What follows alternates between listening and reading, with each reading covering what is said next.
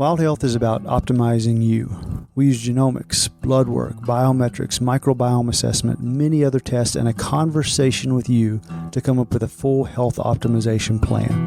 What's the perfect diet, exercise, and supplement plan for you and only you? The Wild Health podcast is about optimizing all of us. Here we cover the cutting-edge science that gives you the base to be able to apply the personalized plan we give you as a patient. To sign up as a patient, go to wildhealth.com. Or if you're a physician or health coach and you want to learn how to do this for your patients, we're happy to help as well. Wildhealth.com for all the information on becoming a patient or working with us.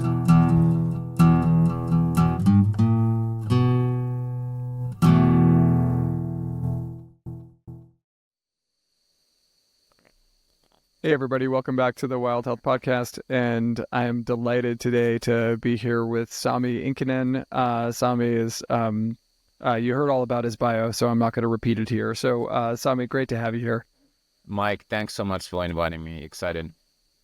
Well, I'm really, I've been looking forward to this conversation, looking forward to diving in around Virta Health and what you guys are up to there. But before we do, I did a little snooping on you, and I know that originally you're from Finland, and I have to ask because sauna is something that we talk about quite frequently with our patients, with our clients. It's something that's a big part of my life. So something you grew up with, something you're passionate about? We had not just one, but we had two saunas in growing up. And let me just be clear, I grew up very humble beginnings on a farm, and so very humble beginnings. But sauna is literally, it's like a shower for American. Sauna is for Finnish people. There are millions of saunas in Finland. Every house has. And we went to sauna as a family maybe 3 to 4 times a week. Wow. That is unbelievable. We've said it before that, if it were a medication, it would be a blockbuster medication just based on, decreases in all-cause mortality, cardiovascular risk reduction, blood pressure control. And yet in the U.S., it's really got this sort of, it's a spa sort of activity. It's not really a healthy social environment, long-term preventative healthcare intervention. And I think, why in the world is Finland one of the only places that knows this? Well, there's, it's nice that we have some secrets still left, but honestly, and obviously there's now more and more like published and peer-reviewed research on impact of sauna, and it has become almost like a luxury item, the body hacking thing in America now, hopefully a good thing. But I tell my friends who ask about sauna, I say, just go and experience it a couple of times. Just sit there, go there, hang out with your friends or your family, and then go, I don't know, swim in a cold lake or take a cold shower. You don't have to read peer-reviewed research. Just see how you feel. And, most people, you're relaxed. In Finnish, we say there's like the worries of the world evaporate away when you sit in sauna. You sweat there for whatever, 15, 20, 30 minutes. You take a shower in the evening. You're just so relaxed, and even emotionally and mentally. And so, to me, it's, besides sleep, it's like one of the best performance-enhancing tricks, if you will, to just go to sauna a couple of times a week, and you don't have to make it complicated. Like, you don't have to have a timer and count the seconds and minutes. Stay there until it's uncomfortable, come out, take a cold shower, swim in a cold pond, whatever, and it's awesome. Love it. Yeah. Well, we share that passion. I'm still working on trying to convince my better half to let me put a second sauna in the backyard, because we have an infrared sauna, a very small one in our bathroom, and I'll let you know if I end up with a 2 sauna house as well someday. That's dreams. All right. Pivoting from sauna. Tell me about. You have this, amazing story from, you've been a multi-billion-dollar company CEO and founder more than once, and, pivoted into health tech and healthcare at Virta after being in more of the real estate business previously. And just would love to hear about the impetus for that move into diabetes management and reversal, and where was the real spark? Like, is there a moment that you can go, yeah, this is when I decided this was where I needed to go, and then figured it out from there? Or what was the turning point for you? Yeah. Well, first, I would just sort of add or sharpen and say technology and software has been the hammer in my back pocket, if you will. Despite having grown on a farm, sort of humble beginnings, I got into computers pretty early. And that's been kind of the tool that I've used professionally to try to solve problems with software. And indeed, as you mentioned, prior to Virta Health, I co-founded a company called Trulia, 2004, which is a real estate marketplace, and was an amazing journey as an immigrant. Quite successful company went public 2012, and then merged with Zillow Group. So if any listener has looked for homes for sale or homes for rent, you may have been on Trulia Zillow. So I was a co-founder of Trulia, which is a tech company, internet site. So software has been a hammer in my back pocket. However, after the Trulia journey, I thought, well, that was amazing, but it was also very hard when you're an entrepreneur. You build a company. Somebody has said it's like eating broken glass every day. So it is a tough journey. And I was like, okay, I'm done. Maybe I can help others. I don't know if I want to start another company. But here I am another 10 years later as a co-founder and CEO of Virta Health, where our mission is to reverse diabetes and obesity in 1 billion people. So very ambitious mission. But back to your question, finally, is specifically, how the heck did I go from tech real estate marketplace to a very deep healthcare company, if you will? And honestly, it was completely accidental. If you had asked me, let's just say 12 years ago, let's go and solve diabetes and obesity, I would have absolutely rolled my eyes, laughed at you and said, are you kidding me? That's a personal choice. People eat too much. I don't know. How do you solve that? Willpower, a potion? It's like, you can't solve that. And I thought I'm like the complete opposite. I did a lot of triathlons and did the Hawaii Ironman World Championships, the Ironman race 7 times, and then won the World Championships in triathlon in my age group 2011. So I was like, well, I'm not one of those people. I'm not obese. I don't have type 2 diabetes. But then soon after, I actually discovered that I was on my way to type 2 diabetes, and I was already pre-diabetic. And honestly, it was one of those moments where I went, what the F? Am I one of those lazy people in the middle of America now? Like, what's going on here? And that got me very interested in metabolic health. How is it possible that you exercise 10 plus hours a week, you're lean, and here you are metabolically unhealthy? And luckily, in my kind of crazy frustration, met a couple of scientists who then became my Virta co-founders. And they kind of explained to me that, yeah, you can sort of outrun bad diet in terms of weight gain.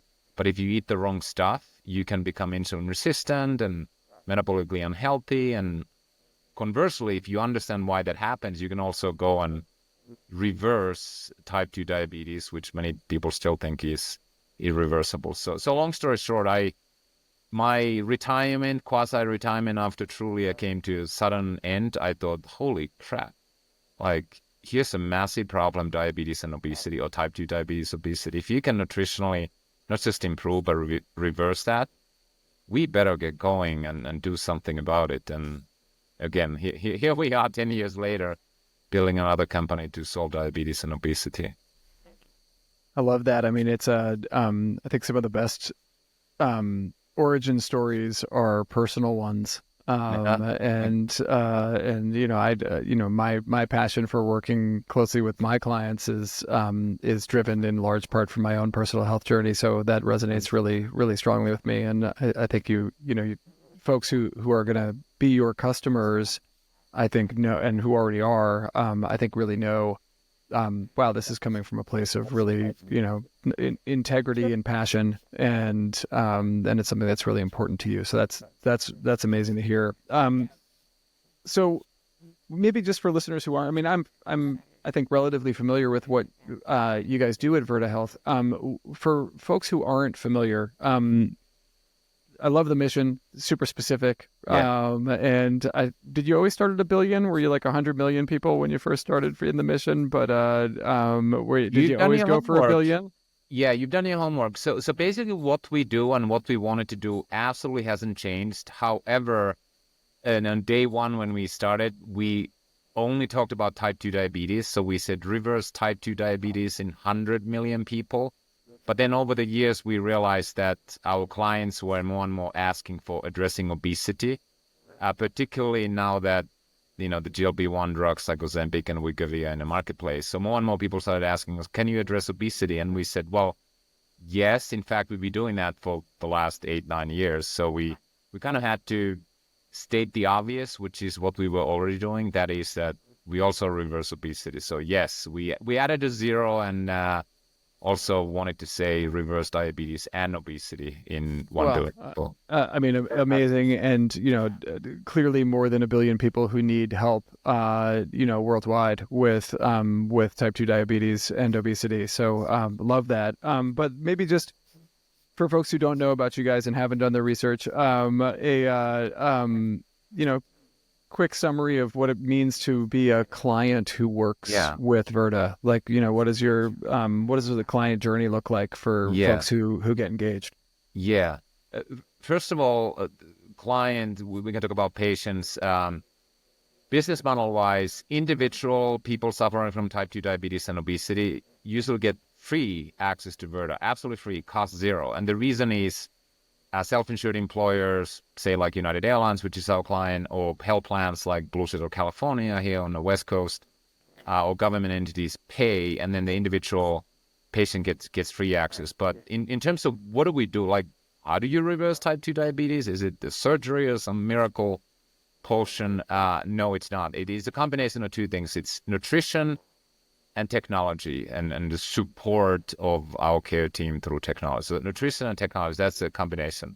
In terms of nutrition, it's interesting when I have this conversation, most people immediately would agree that, I believe you can use food and nutrition to improve and maybe even reverse chronic disease. Most people would agree.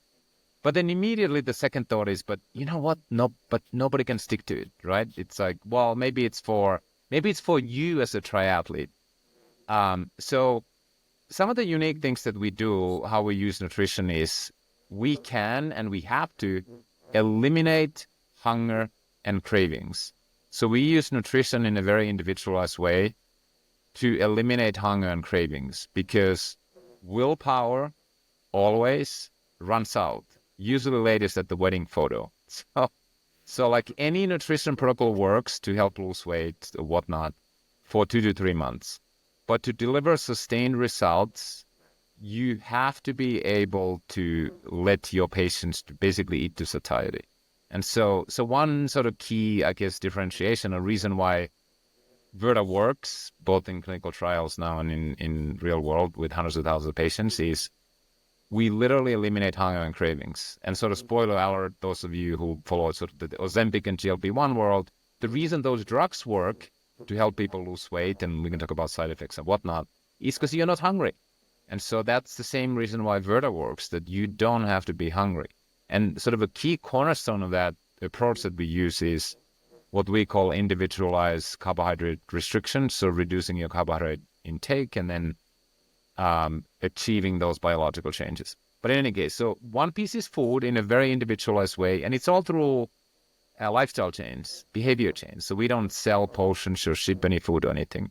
And then the second piece is what we call continuous remote care. And so this is real medical doctors who are Virta employees and coaches who remotely monitor our patients and their biomarkers multiple times a day, and then provide the support and individualization to achieve the results.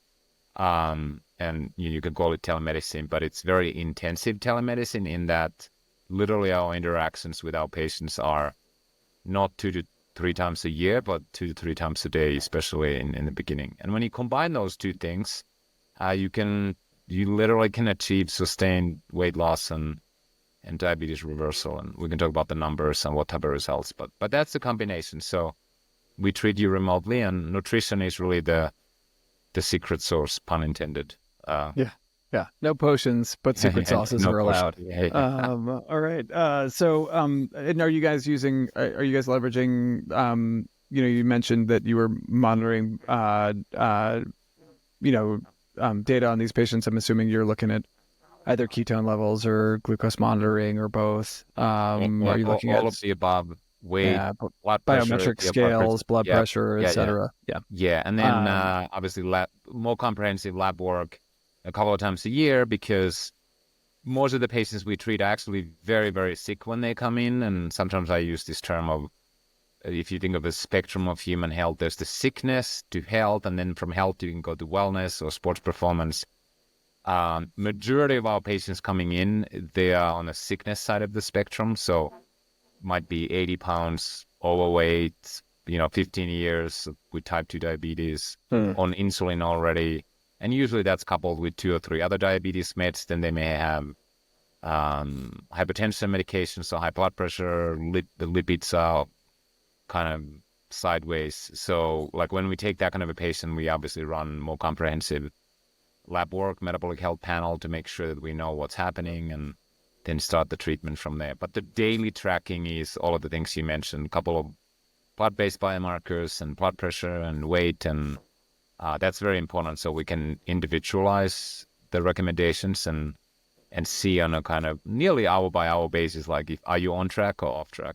I love that. And I mean, I can only imagine maybe this is a good pivot into how often patients working with you guys come off of their medications. But I would imagine that folks who are coming in with significant obesity and type 2 diabetes that's poorly controlled, as they start to clean up their strategies around health and improve their nutrition and are supported adequately, probably lose significant amounts of weight and normalize their glucose levels, and hemoglobin A1C starts to drop to the point where the prescriptions that they were on that were working to get their symptoms controlled are now probably too strong for them, and maybe lowering their blood pressure too much or lowering their blood glucose too much. So be curious about what's the typical timeline for someone to start coming off of some of their prescription medicines by working with Virta and reversing their obesity and diabetes through lifestyle and support.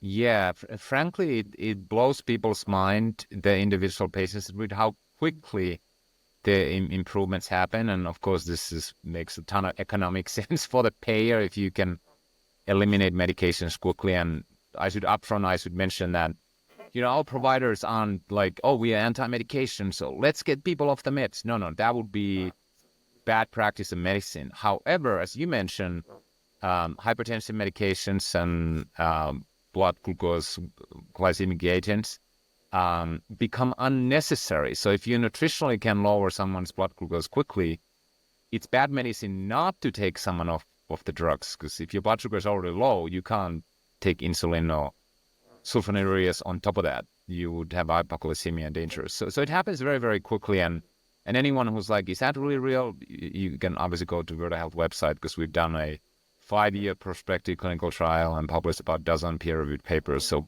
when I share some data, that's mostly what I'm referencing. So here's what happens.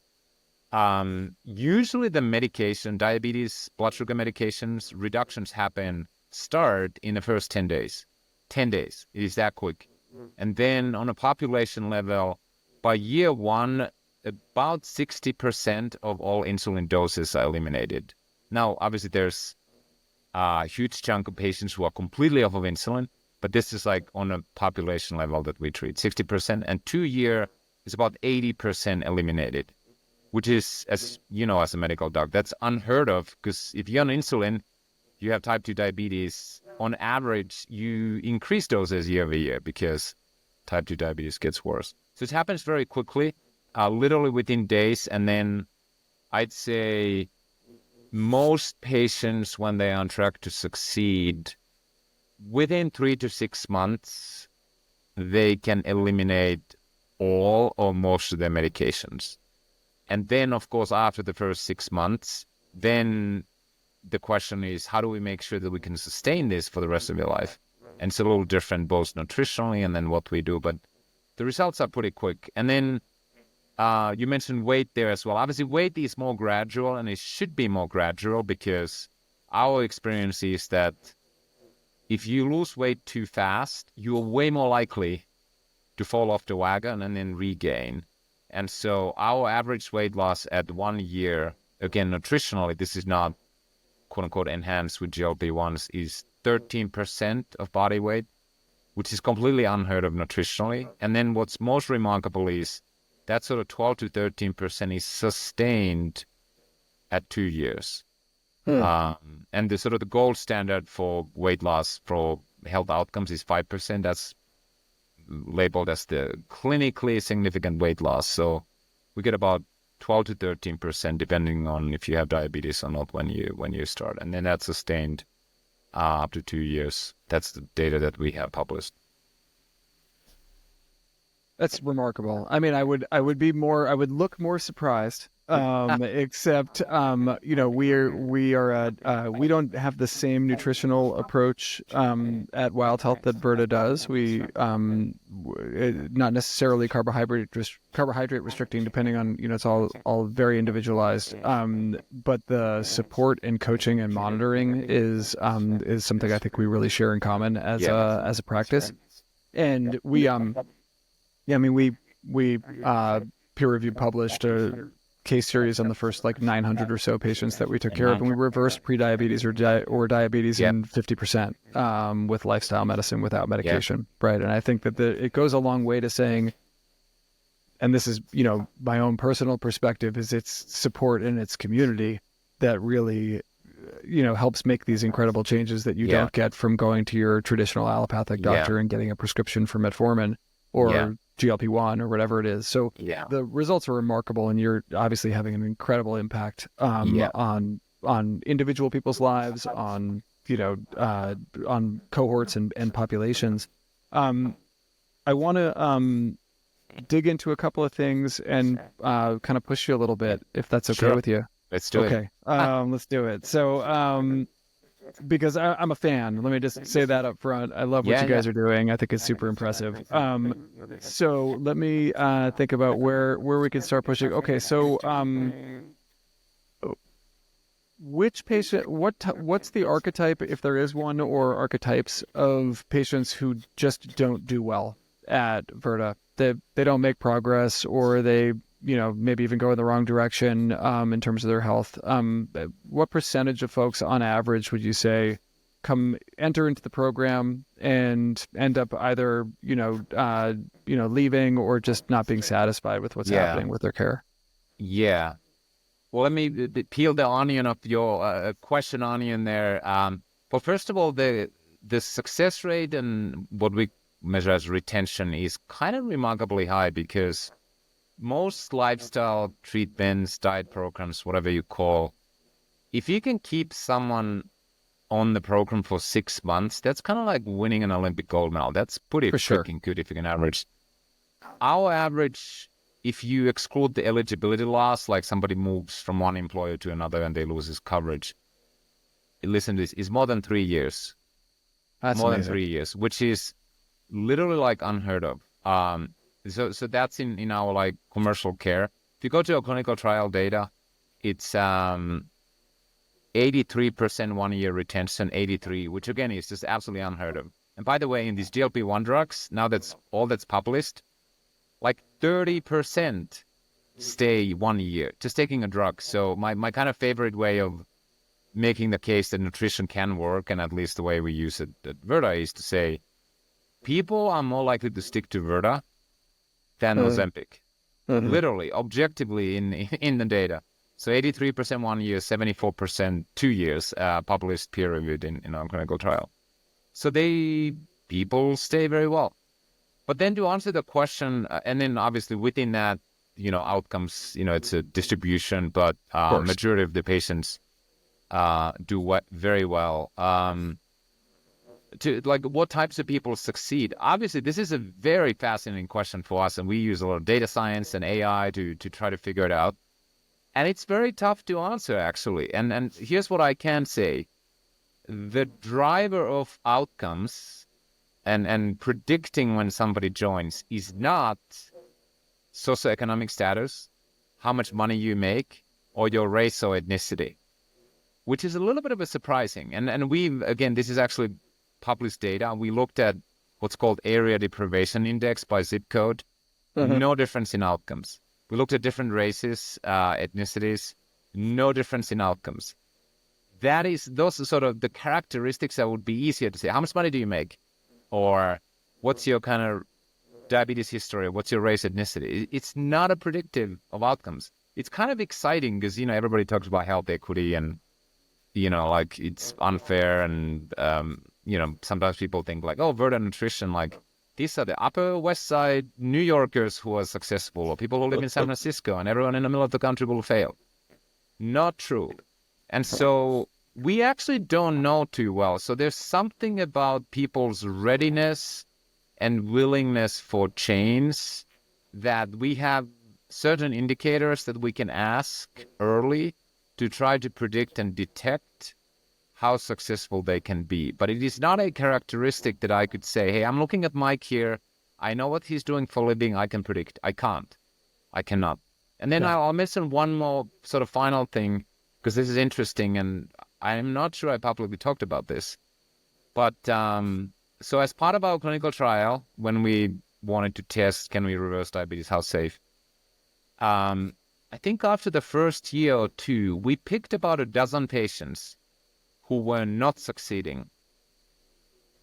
And we separated them from a clinical trial, and we put them into a local hotel in Indiana for a week.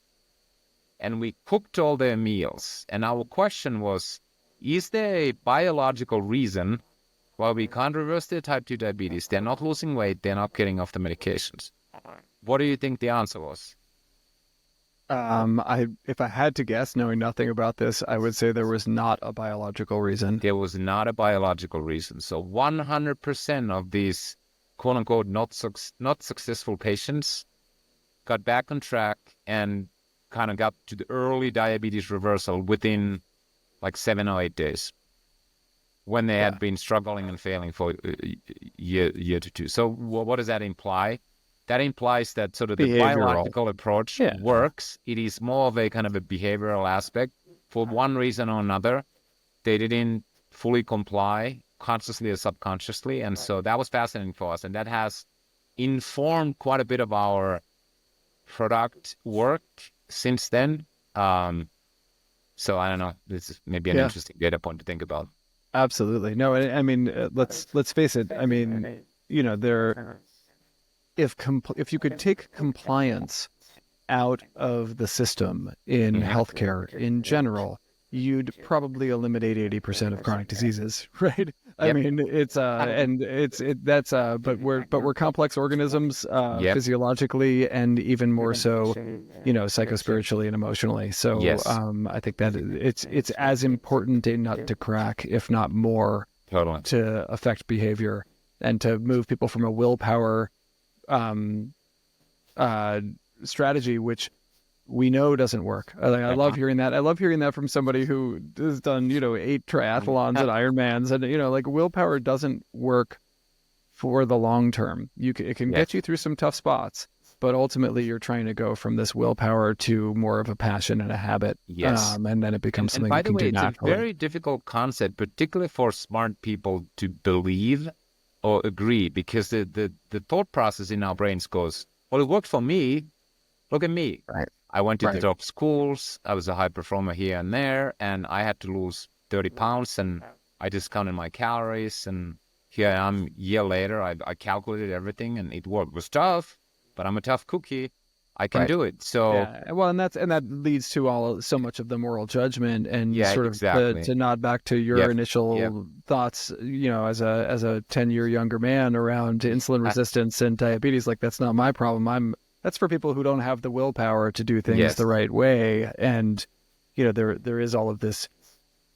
It honestly, it's one of the things that I find most hurtful around the conversations in the United States around obesity and type 2 diabetes is, even if someone is making difficult choices that aren't the best for their health, that are contributing to their obesity and their diabetes, there's a reason why they're making those choices. There's either psychosocial issues, or there's emotional health issues, or there's complex prior trauma, or there's all sorts of things. It doesn't have to be a value judgment about that person. We should be supporting 100%. And really getting to the root cause of what's going on there. And just to kind of add another point on making that this is not a sort of quote unquote personal choice, so we should judge we've treated now hundreds of thousands of patients. I haven't heard from a single patient who would say, oh, one Monday I decided that type 2 diabetes would be freaking awesome. I'm going to get it. Or I'm going to gain 100 pounds. Zero. Nada. But let me tell you the other thing. Every single one of our patients have tried their hardest to lose weight or get rid of their type 2 diabetes. And usually it's somewhere between, 3 to a dozen different serious diet programs and efforts.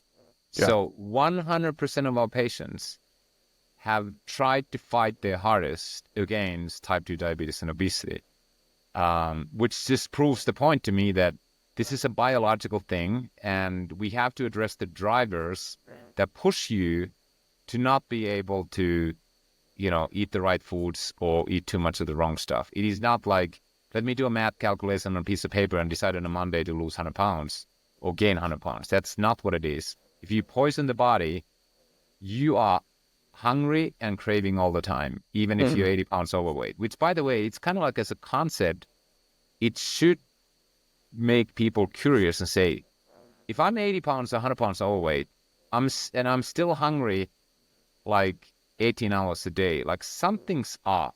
That should not be the case. I'm carrying a fuel tank that's enough for like months of living. Why am I still hungry? Well, you're hungry because you're metabolically unhealthy, and we have to fix that, not your willpower. Yeah, I think it's a good pivot into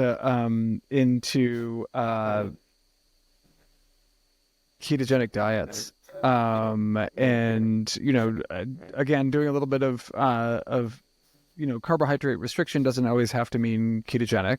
And I'm curious, are there different levels of carbohydrate restriction? Or, are you guys literally like, hey, you're under 30 or 50 grams a day? Or how many of your patients, like, well, you don't have to give me a number, but is it a general strategy to put someone on a low carbohydrate, high fat diet? Is that a fair thing to say? Low carb, high fat is mostly the approach around the nutritional guidance? What I like to say, and you don't like this answer, is it depends.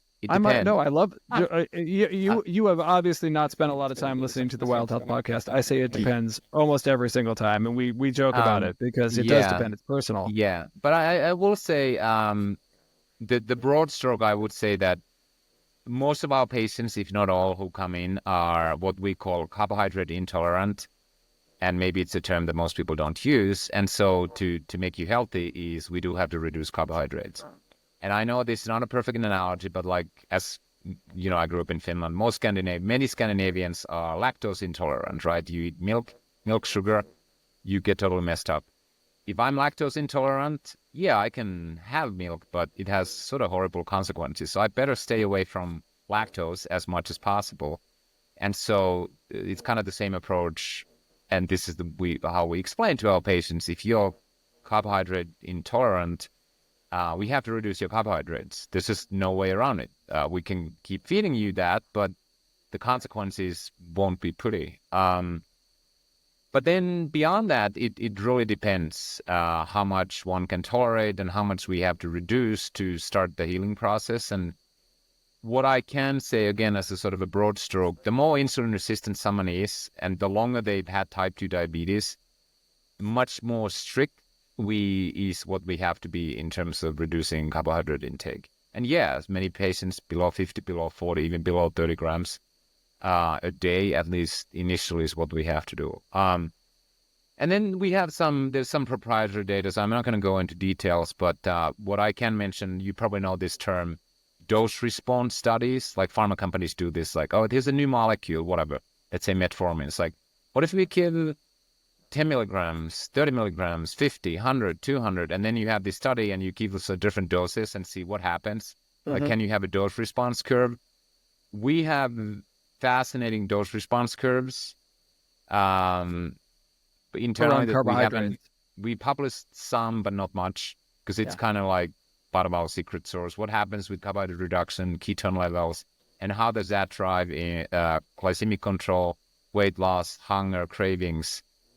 Well, broad stroke, I would say there is a very clear dose response. So it's kind of like someone who's insulin resistant. We can say, how successful do you want to be? And I can show you a table based on numbers. Like, if you want to be this successful, this is where you have to get to. I love It's that. kind of fascinating. Yeah. Isn't I it? mean, so I think, you know, clearly diabetes and obesity are for the most part, type 2 diabetes and obesity are for the most part in the United States, you know, they're you know, most folks who are suffering from those ailments are overnourished. And definitely over carbohydrate intake. So, you know, certainly reducing simple sugars, reducing, you know, added sugars, reducing sugar sweetened beverages, all that kind of stuff is, I think, very much table stakes.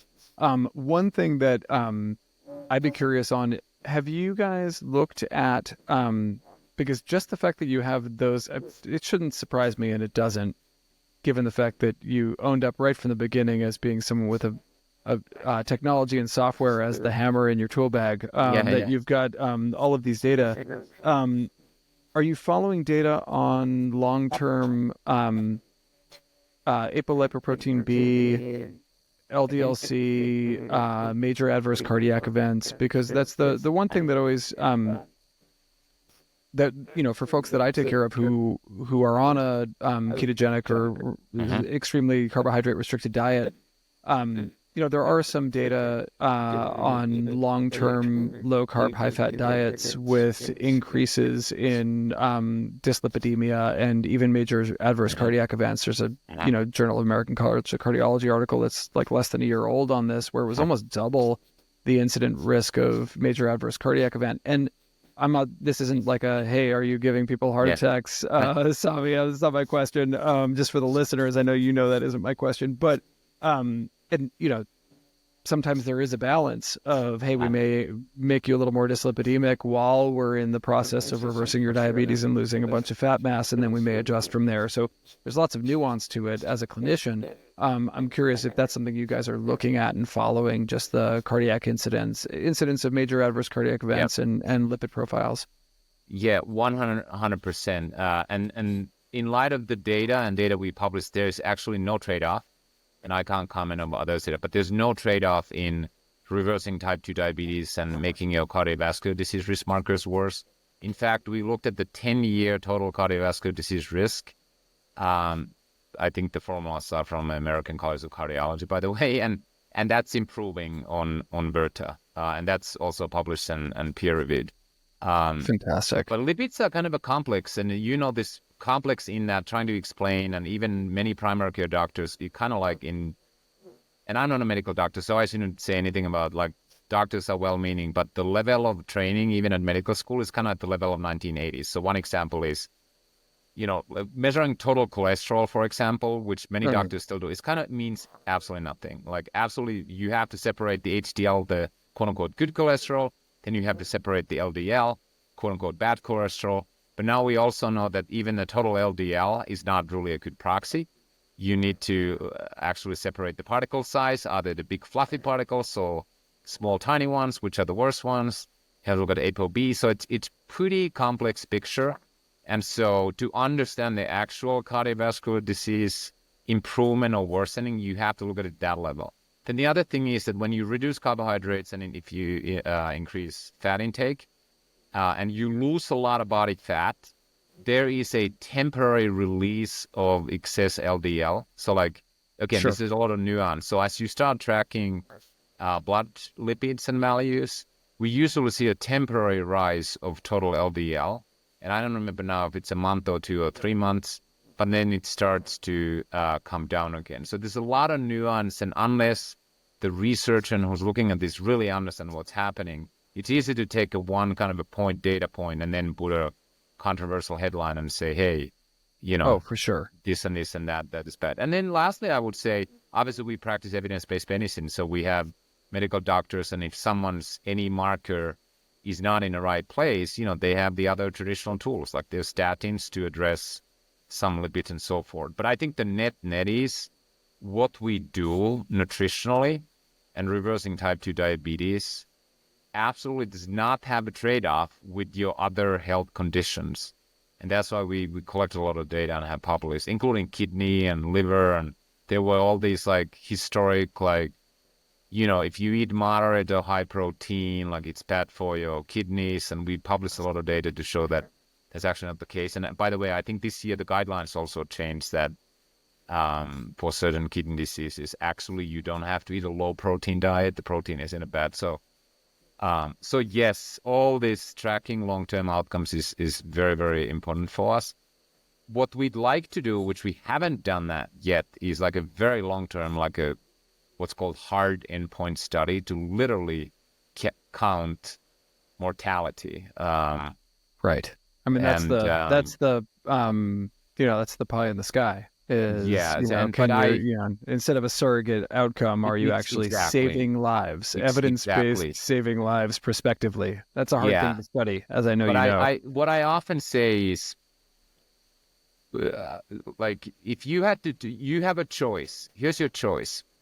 You can either be 100 pounds overweight, you're on insulin, your blood sugars are out of control, you have a high blood pressure, you're taking blood pressure medications, your lipids are a little off the whack, triglycerides high, you're taking statins. That's your one choice, and you are perfectly managed with the modern pharmaceuticals, but that's your path. And obviously numbers usually get gradually worse, and you have a high dose drugs. That's your one choice. The other choice is... I want the other choice. Yeah, so the other choice is you're completely off of all the medications, you've lost 100 pounds, and your treatment is literally real food. If any single other blood marker to you seems like it's a little bit off in that second choice, I would think 100% of people, 100% of our patients vote with their own choice and say, are you freaking kidding me? The first path is an absolutely path towards destruction. And then to debate one blood marker, like we aren't quite sure what does that mean. Like it's blatantly clear to every patient that blood sugar's out of control, being on 7 medications, 100 pounds overweight, feeling horrible every day is definitely the wrong thing to be living with. Like if you can use nutrition, and then my other favorite non-scientific statement is, we don't know all the side effects of all the drugs, but we know the side effects of just healthy, real food. What is that? You live longer and happier and healthier.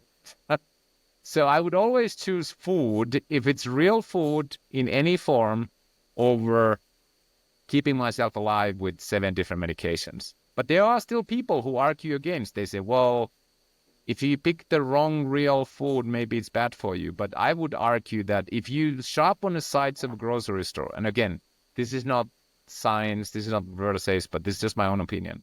If you shop on the sides of a grocery store aisle, which is any real food, non-packaged, you can eat anything. And that's definitely better than keeping yourself alive with 7 medications. Right? Yeah, I mean, ultimately, debating which real food is healthier for you than which other real food is a lot different than comparing which real food is healthier than your packaged sugar-sweetened cereal, right? 100%. I mean, there's no, Exactly. or your medication, or whatever else you could pick.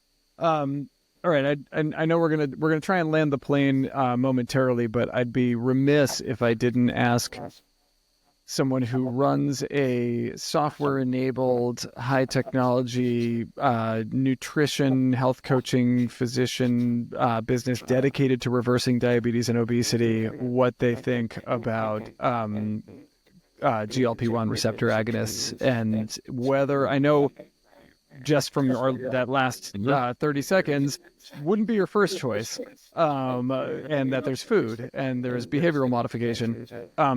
My question for you is there a role in your mind, or even in your practice, in your company's practice, for GLP-1 receptor agonists? Yeah, very good question. It's kind of a yes/no question, but I will start it with a little longer for listeners. First of all, we actually have 9 years, Virta, our providers, and inside our company, 9 years of experience prescribing and mostly de-prescribing GLP-1s in type 2 diabetes context. So we have 9 years of data, outcomes, practical experience with patients like using GLP-1s. The other data point, and I will kind of then share what we've learned. And then the other data point is, yeah, the Ozempic may have hit in the zeitgeist in the mainstream over the last 24 months as a brand and a word, but the first class of GLP-1s were approved by FDA for treating type 2 diabetes 2005. So that's about 20 years ago. So we've had GLP-1s in the circulation, and we prescribe them. People have prescribed them, providers to patients, for 20 years in America. So it's not a new class of drugs. But what's new is that over the last 2 or so years, they've been FDA approved for explicitly treating obesity and weight loss. So that's kind of a new thing. So the yes/no answer to you would be yes, like there is a place for them. And the nuanced thing is, I think absolutely they will be a tool in a toolkit of addressing obesity and type 2 diabetes, a tool in a toolkit. However, the sort of, we have a magic pill for obesity or magic injection is going to solve everything, only serves the pharma companies who are profiting from these drugs. That is not true. It's not panning out in the real world. Tolerability is these drugs. People aren't staying for them for a long time. They come off and weight regain. So 100% they are a useful tool in a toolkit, but it is not the magic pill for obesity. They absolutely work in reducing your appetite and are much safer than all the speed-based drugs back in the days for obesity. So GLP-1s absolutely work in reducing your appetite. So they change how much you eat. You know what they don't change? What you eat. And unless you change what you eat, you are back in sort of square one. And so we are not anti-pharmaceutical, modern innovation. I'm a scientist myself. I love innovation. I think they're useful drugs in a toolkit, but it's not going to solve obesity. Nutrition will solve obesity. And one more point, I'll make 2 more points. And one is, we've had these GLP-1 drugs for treating type 2 diabetes for 20 years. Has type 2 diabetes gone away? Are all the people with type 2 diabetes skinny and lean? No. Is it a useful tool? Yes. And in many cases, way better than insulin because you don't have a hypoglycemic risk. And so it sort of automatically lowers blood sugar without that hypoglycemic risk. And it helps you to control appetite a little bit. So it's a useful tool. But we have more type 2 diabetes than ever. It's costlier than ever. Outcomes are gradually getting worse. So yes, useful tool in a toolkit, but didn't solve type 2 diabetes. I think the same will happen in obesity. It's a useful tool for some, but putting GLP-1s into tap water and assuming that obesity goes away is not going to happen. And then lastly, I will just mention, we actually published pretty exciting data in February, March at Virta, which was, I think we're the only company that has shown a sustainable off-ramp after Ozempic and other GLP-1s, sustaining weight loss nutritionally. We had data year and more, and so we published up to year, but we know that we can sustain further. Nobody else has published that. And guess why it works? Because we change what you eat, not just the quantity. So if you use GLP-1s for weight loss, you absolutely must have a sustainable off-ramp strategy. If you don't have that, your weight is going to be a V-shape. Goes down quick, comes up quick. And then when it comes up quick, usually you gain the fat, but not so much of the muscle back. So you're kind of in a worse place to begin with. So mixed bag, useful tool in a toolkit, but anyone who thinks this is the magic pill and it's going to solve obesity is completely mistaken, I believe. Yeah, I mean, I would say not far off in most ways from my use of GLP-1s as a clinician. I think, for folks who are using, the one thing I would throw in there, I'd throw in 2 things. One, let me say 3, and then we'll wind it down. Okay. One, it is not ever. There's no such thing as a free lunch, and there is no such thing as a magic pill. Period. Hard stop. Couldn't agree more. 2, yes, they've been around for 20 years, but 2nd and 3rd generations, 4th generations are much better than the original ones, and people weren't widely prescribing them 20 years ago. So fair. I think it's a little hyperbole, but I'm with you. And reference back to point 1, it's still not going to be a magic pill because there isn't a magic pill. And then point three is I think GLP-1s are most fascinating and most interesting for some of the non-weight loss, non-diabetic indications where they're starting to show really interesting promise around anti-inflammatory effects, cognitive decline prevention, and potentially even anti-neoplastic, anti-cancer effects that seem to be separated from their glycemic control effects and hunger effects. So I think they're a fascinating class of medications that are going to lead to a ton of potential clinical uses. And I'm actually more excited to see their role in things outside of diabetes and obesity than I am within diabetes and obesity. Yeah, no, I would agree. And I know you believe in nutrition being a key driver, so don't forget that completely. And it's a secret teaser. I'm giving you a lot of what I haven't shared before. We actually have been running a long-standing cancer clinical trial, prospective, published, will be peer-reviewed with a very credible institution. And I don't know the data. Data has been collected, but just to your point of these GLP-1s having other effects, as you know, so does nutrition. So I think there will be, not just from Virta, but other companies. Alzheimer's is another area where I'm reasonably confident that we don't yet know exactly how nutrition could be used to address Alzheimer's. And I know this is kind of extrapolating from very few data points, but I think there's exciting areas beyond obesity and diabetes and sort of the lipids and cardiovascular disease markers for nutrition as well. Amazing. Well, thank you, Sami, for coming on. This was a really fun conversation for me, and I really appreciate your time and everything you guys are doing at Virta, and can't wait to see what other data you guys put out. I'll be keeping an eye on it, and thanks again for being a guest. Yeah, thank you. I love the conversation, and you too. Keep up the amazing work. Sounds great. Okay, talk soon. Thanks so much for listening to the Wild Health Podcast. If you want more daily health education, be sure to follow us on Instagram, which is filled with health optimization how-tos, grocery shopping lists, guided breathwork posts, myth debunking, and so much more. You can find us at Wild Health MD on Instagram.